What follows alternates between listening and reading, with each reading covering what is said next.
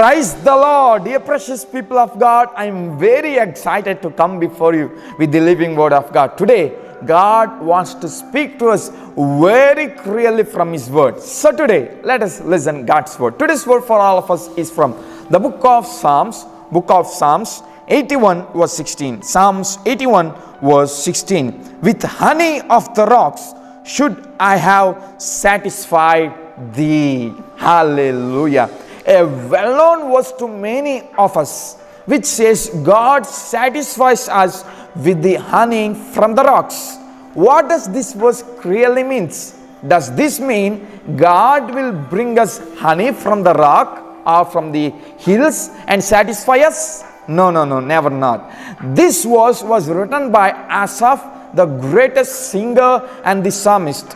He written this verse while the Israelites were commemorating and celebrating the festival of tabernacles. That's what the scholars believe. Scholars says that this Psalms 81 was written due to the commemoration of the Israelites' departure from the Egyptian bondage to a promised land. So Asaph is writing these words by telling that God has promised you a place which flows with milk and honey, a place which has a greatest satisfaction, that which God wants to give to you. You may not have satisfaction, dear Israelites, and you didn't have satisfaction in Egypt. You are perplexed, you are confused, you are obscured, you are oppressed, and you have no destiny in the land of Egypt. But God promised you that He will take you to the land of honey, and He has taken you.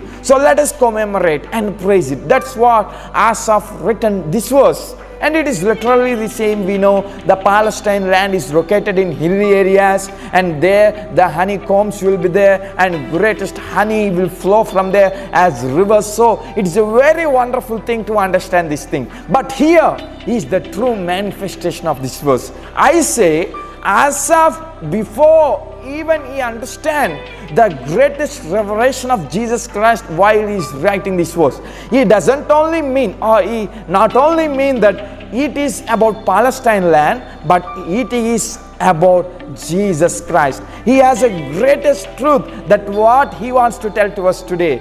Rock signifies Jesus. We know Jesus is our rock. Jesus is our foundation.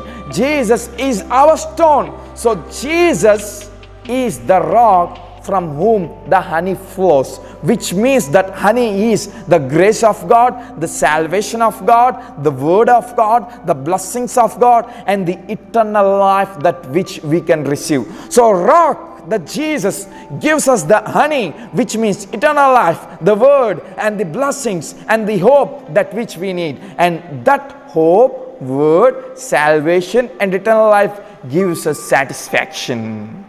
Because we are the people moving without satisfaction in our life. We don't have satisfaction in our day-to-day life.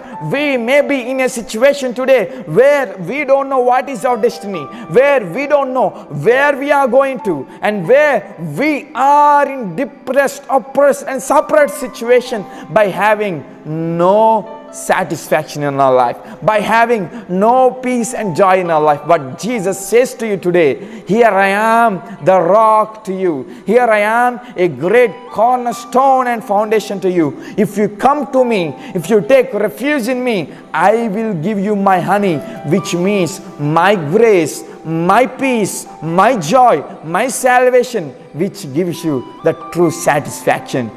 So today, dear friends, why are we delaying? Let us come to Jesus and receive the satisfaction that Jesus gives and makes meanings to our life. Let's pray.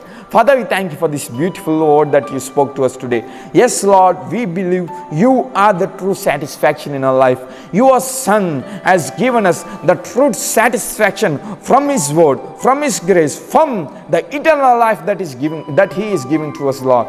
Father, we are submitting all ourselves into your hands, God. Help us to receive your great satisfaction. We thank you for giving us that satisfaction to our lives, and we ask this prayer in Jesus' name. Amen. May God bless you all.